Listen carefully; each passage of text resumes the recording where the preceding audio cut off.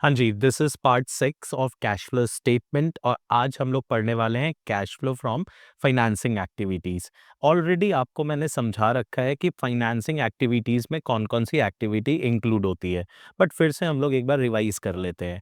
Financing activities includes those activity financing activity include those activity which results in change in which results in change in capital structure of the company. Capital structure of the company.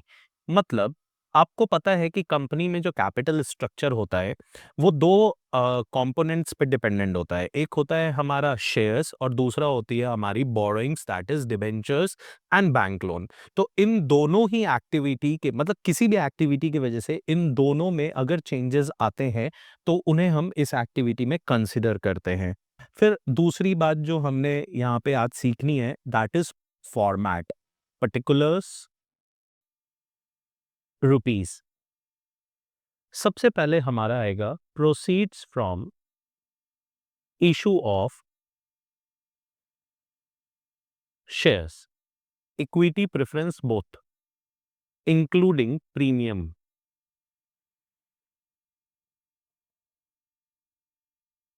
Similarly, proceeds from issue of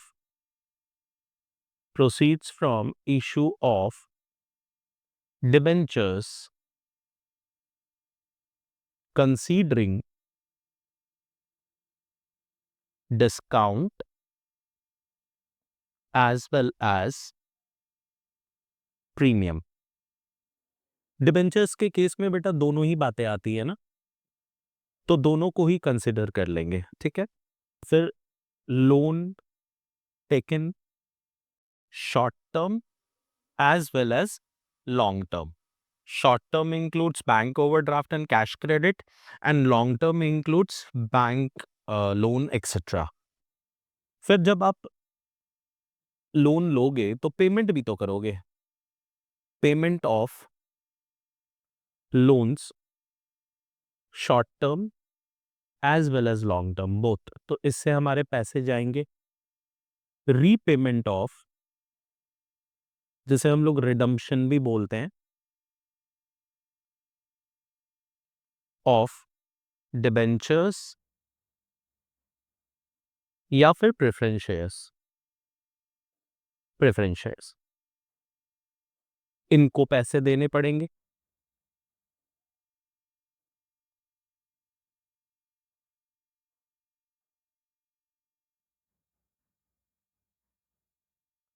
buyback of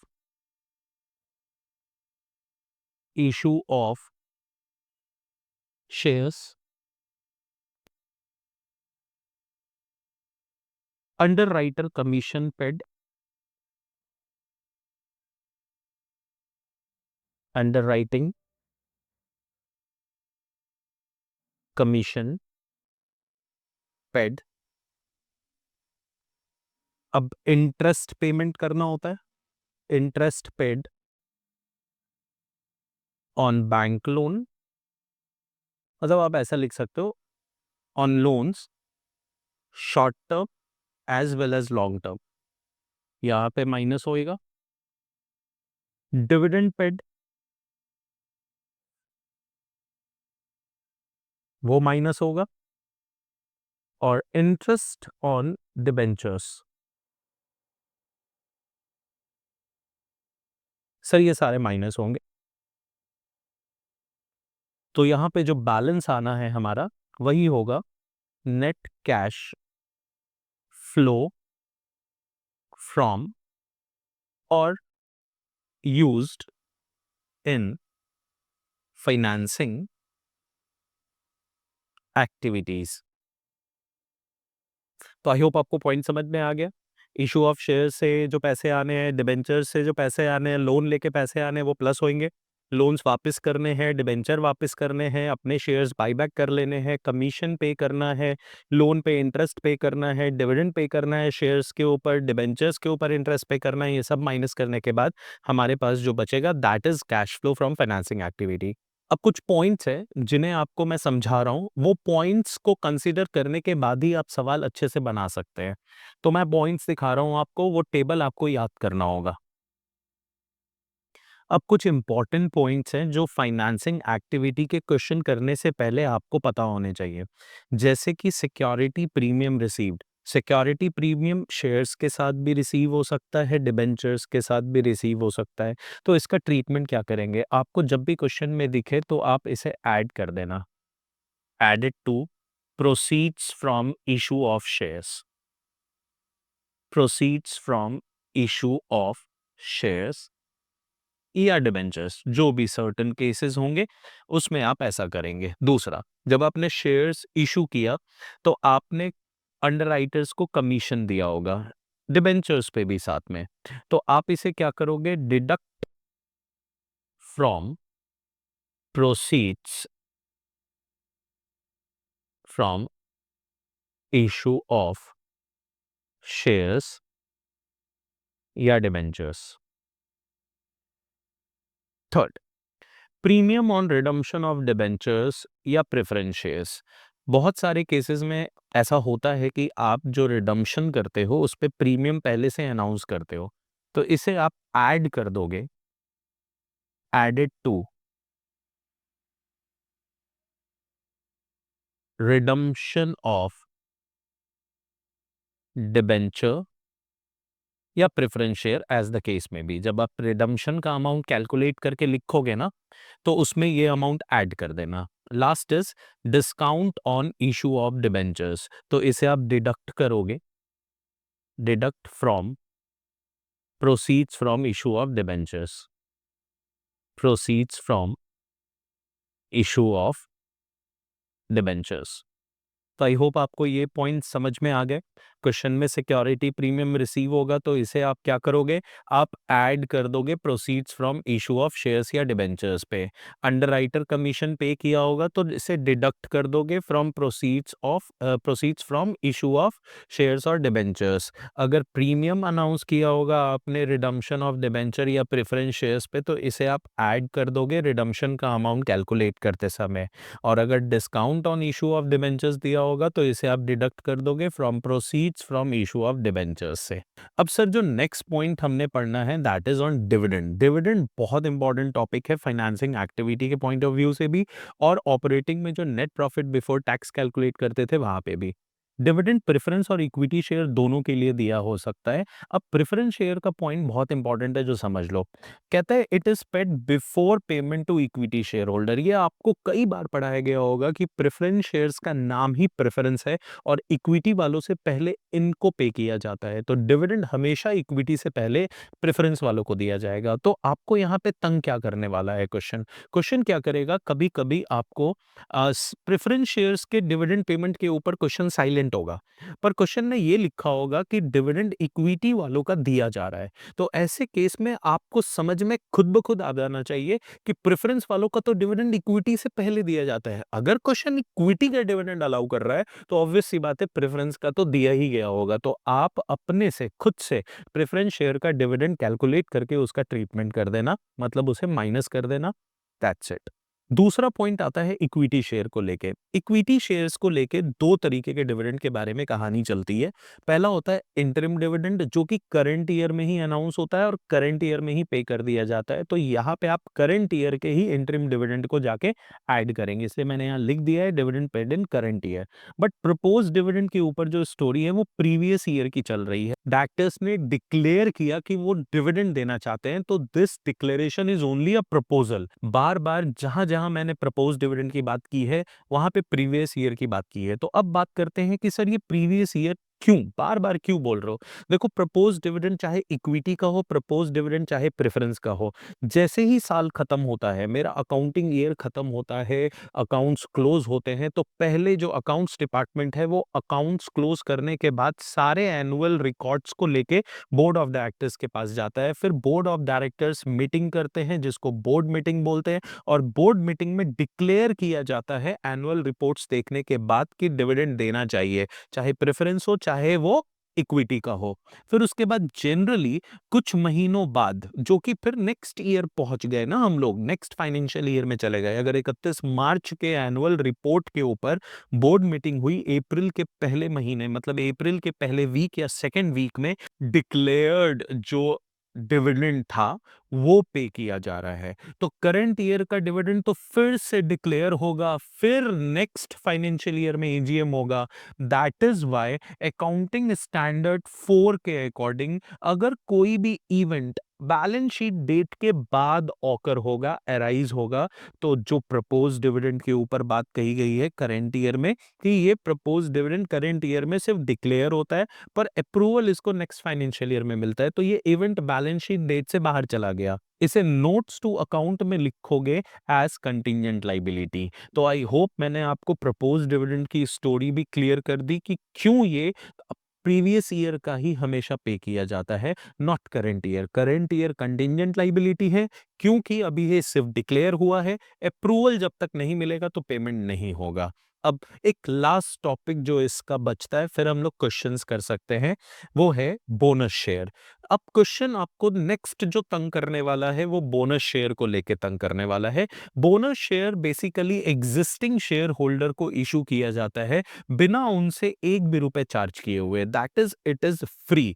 ये जो business के general reserves बने होते हैं वो बहुत ज्यादा हो जाते हैं, तो उसमें से शेयर होल्डर्स को रिवॉर्ड के तौर पे फ्री में बोनस दिया जाता है। अब ये कैश फ्लो स्टेटमेंट में नहीं दिखाया जाएगा बिकॉज यहाँ पे कैश का फ्लो होता नहीं है। तो अब क्वेश्चन क्या करेगा, आपको ना इशू ऑफ शेयर्स के ऊपर पॉइंट्स देगा, बोलेगा प्रीवियस ईयर में इतने शेयर होल्डर्स थे, मतलब इतने शेयर कैपिटल थे, करंट ईयर में इतने इंक्रीज हो गए, जिसमें से कुछ को बोनस दिया गया, तो आपको उस बोनस के पार्ट को हटाना होगा और जो रियलिटी में कैश के अकॉर्डिंग, मतलब कैश के बदले जो शेयर्स बेचे गए हैं, इशू किए गए हैं, उसी को अपने cash flow from financing activities में लिखना होगा। जो लैंग्वेज दिया होगा वो इस तरीके से होगा कि company announced bonus share as 3:2।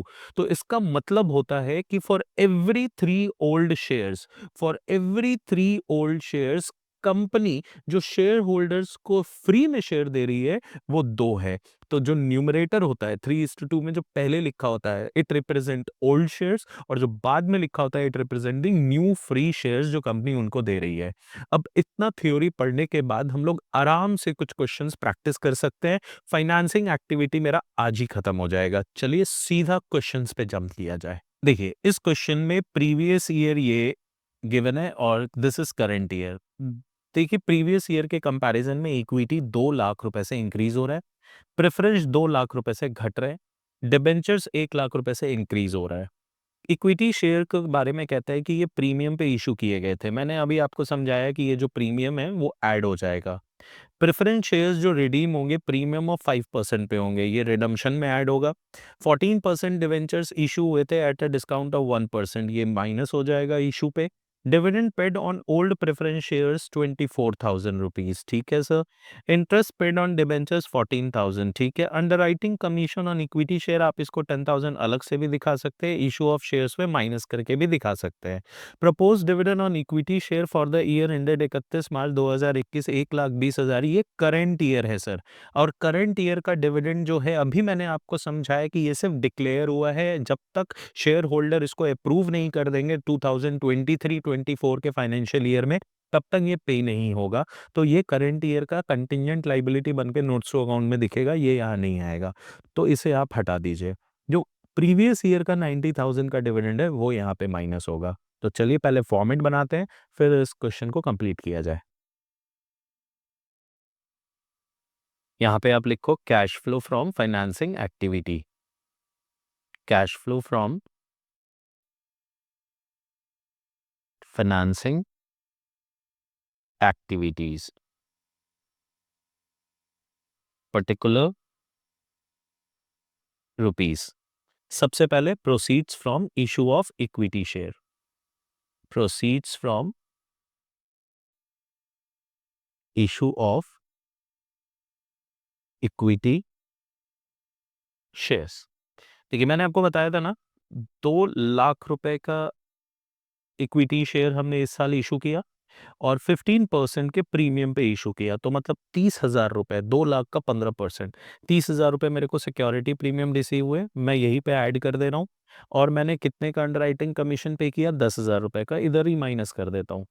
तो मेरे को जो नेट प्रोसीड्स आया वो आया 2,20,000 रुपीज का। नेक्स्ट हमने क्या किया, रिडम्पशन ऑफ प्रेफरेंस शेयर्स किया 1 लाख रुपए का।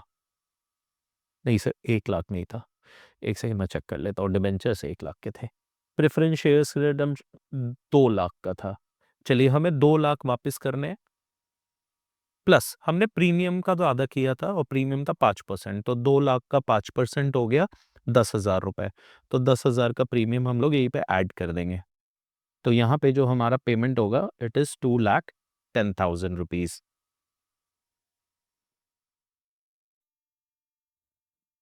उसके बाद सवाल हमें बोल रहा है, क्या बोल रहा था, डिवेंचर्स इशू किए गए थे, तो proceeds from issue of debentures, issue of debentures, हमने 1 लाख का इशू किया था और वो भी डिस्काउंट पे, तो डिस्काउंट माइनस होगा, 1% का डिस्काउंट है तो 1,000 रुपये माइनस होगा, तो हमारे पास कितने रुपए आएंगे, 99,000 रुपीज आएंगे। उसके बाद जो हमने प्रेफरेंस शेयर्स के ऊपर डिविडेंड पे किया वो माइनस कर देते हैं, प्रेफरेंस शेयर्स डिविडेंड, क्योंकि इन्हें पहले पे किया जाता है इक्विटी से पहले, तो ये थे हमारे 24,000 रुपीज के। फिर हमारा propose dividend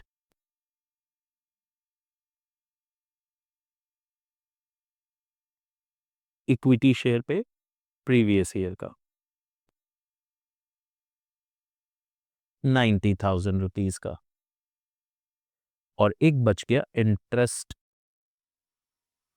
paid on debentures, नहीं भी गिवन होता तो हमें कैलकुलेट करना पड़ता। 1 लाख ये अमाउंट गिवन है, हाँ जी अमाउंट गिवन है 14,000 रुपीज, ये माइनस कर देंगे। अब जो सर नेट अमाउंट आया, इधर से तो 10,000 बचे, ये हो गया 1,19,000, और इधर सारे माइनस हो गए, 24 माइनस 90 तो 1 लाख, 14,000 इधर से माइनस हो गए, तो 5,000 माइनस में, 14,000 माइनस में, दैट इज 19,000 माइनस में। तो net cash used in financing activities. हाँ जी, आई होप मैंने जो पहला आपको चार्ट बना के बताया था, इसके इस पॉइंट्स के ऊपर हमने एक क्वेश्चन कर लिया। अब आगे की बात करते हैं। इस क्वेश्चन में इस बार प्रीवियस ईयर इधर दिया है और करंट ईयर इधर दिया है, तो अब आपको लेफ्ट टू राइट देखना होगा। इक्विटी शेयर इंक्रीज हुए 10 लाख, प्रेफरेंस शेयर डिक्रीज हुए 1 लाख, सिक्योरिटी प्रीमियम रिसीव हुआ 95,000, प्रॉफिट एंड लॉस अकाउंट जो है वो 4 लाख से इंक्रीज हो रहा है और 10% डिबेंचर्स जो है वो remain same. Fresh equity shares were issued on 31st March 2022 at a premium of 10%. Interim dividend was paid on equity share at the rate of 8%, and preference shares were redeemed on 31st March 2022 at a premium of 5%. Premium on redemption was charged against premium received on issue of fresh equity share. That is different thing. वो हमें यहाँ पे calculation में नहीं आएगा, हमें तो बस प्रीमियम ऑन रिडम्पशन जो बोला जा रहा है वो हम लोगों ने करना है। चलिए भाई साहब, चलिए पहले फॉर्मेट बनाइए, पर्टिकुलर्स, अमाउंट। आइए सर, सबसे पहले हमारे को दिख रहा है इक्विटी शेयर इशू किए गए, तो लिखेंगे proceeds from issue of equity shares, 10 lakh का डिफरेंस दिख रहा था, प्लस सिक्योरिटी प्रीमियम है at the rate of 10%, 1 lakh रुपए, ये हो गया 11 लाख। अब हमने डिबेंचर्स रिडीम किए 1,000 के, redemption of preference shares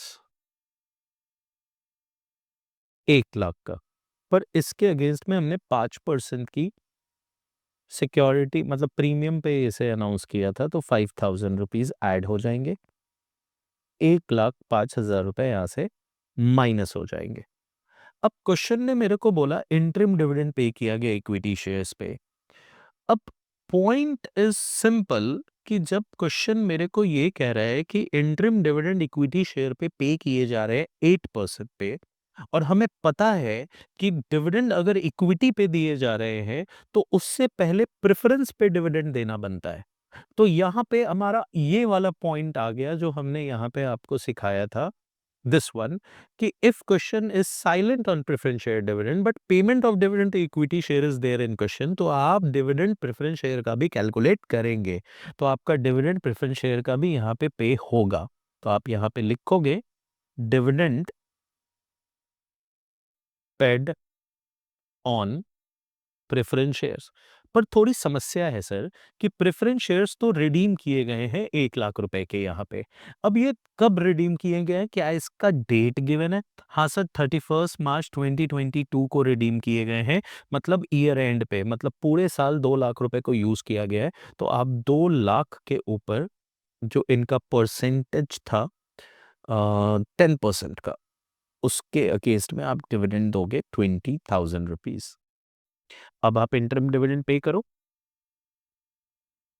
interim dividend paid on equity shares.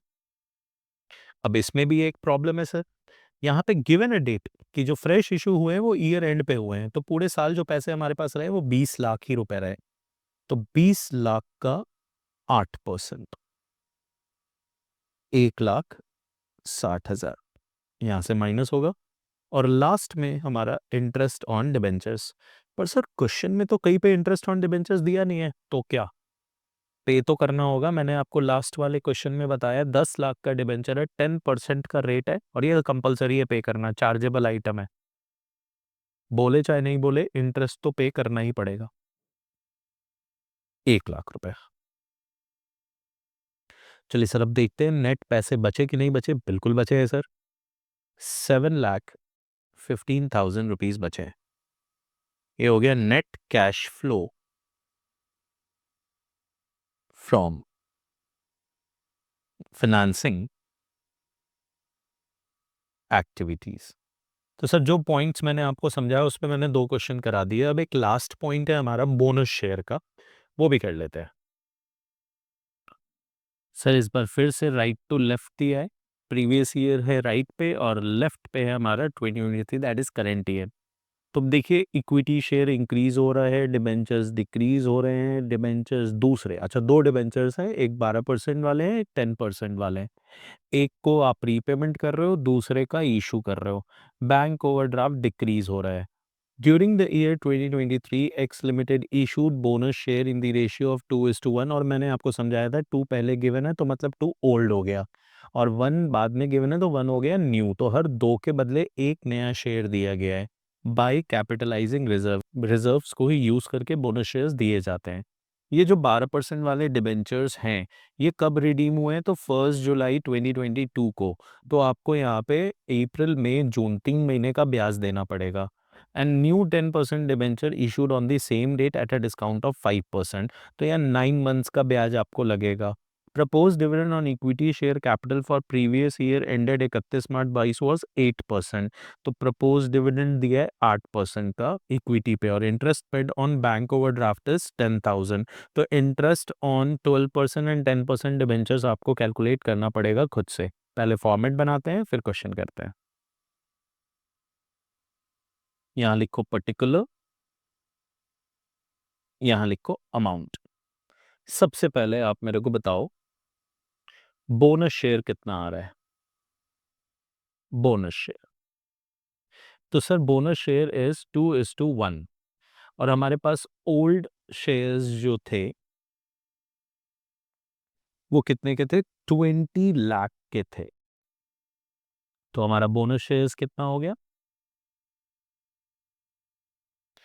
20 lakh divided by 2 multiply by 1, that is 10 lakh. तो सर इस क्वेश्चन में जो हमारा इशू ऑफ शेयर्स हो रहा है 10 लाख का, वो सारे बोनस है, तो कोई पैसे नहीं मिले हमारे को। तो proceeds from issue of equity share आप यहाँ नहीं लिखोगे। दूसरा क्या था, 12% डिबेंचर्स, रिडम्पशन हो रहा है डिबेंचर्स का। प्रीमियम तो नहीं है, नहीं सर प्रीमियम नहीं है, लिखिए रिडम्पशन ऑफ 12% डिबेंचर्स, 3 लाख रुपए माइनस, फिर इसी डेट को इशू ऑफ 10% डिबेंचर्स हुए थे, वो भी डिस्काउंट पे, है ना। तो 5 लाख के हुए थे, 5 लाख के डिस्काउंट ऑफ 5% दैट इज 25,000। तो हमारे हाथ में पैसे आए 4,75,000। उसके बाद क्वेश्चन ने हमें क्या बोला, प्रपोज डिविडेंड की बात करी, तो इंटरेस्ट दे दे, पहले दे दो। इंटरेस्ट पेड ऑन डिबेंचर्स, इसके रिस्पेक्ट में हमें एक वर्किंग नोट बनाना पड़ेगा, calculation of interest on debentures, calculation of interest. तो पहला हम लोग कैलकुलेट करते हैं 12% डिबेंचर्स के ऊपर। इनका हमने बोला था 3 लाख के ऊपर 12% के हिसाब से 3 महीने का ब्याज निकलेगा, तो ये निकला 9,000। और 10% डिबेंचर्स पे 5 लाख के ऊपर 10% के हिसाब से 9 मंथ्स का ब्याज निकलेगा, इट विल बी 37,500। इन दोनों को ऐड करेंगे तो ये हो गया 46,500, ये हमें पेमेंट करना पड़ेगा। डिक्रीज इन बैंक ओवरड्राफ्ट जो 20,000 रुपए का था, तो ये माइनस हो जाएंगे। और इंटरेस्ट जो हम लोग पे कर रहे हैं ओवरड्राफ्ट पे,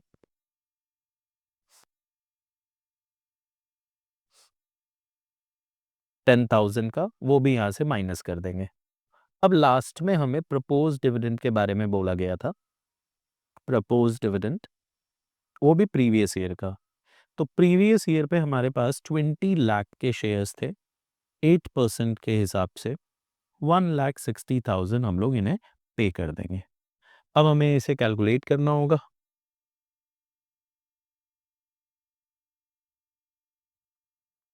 ये आएगा 61,500 नेगेटिव में।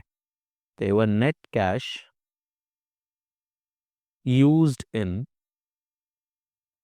financing activities. तो सर ये होता है हमारा फाइनेंसिंग एक्टिविटी कंप्लीट। अब एक टॉपिक और बचता है, that is provision for income tax. Next video में हम लोग उसकी बात करेंगे और फिर पूरा एक comprehensive question cash flow statement का सारे एक्टिविटीज को लेके कैसे बनाया जाएगा, उसकी प्रैक्टिस करने के बाद ये चैप्टर हो जाएगा हमारा कंप्लीट। तो मिलता हूं आप लोगों से नेक्स्ट वीडियो में। Till then take care, bye bye.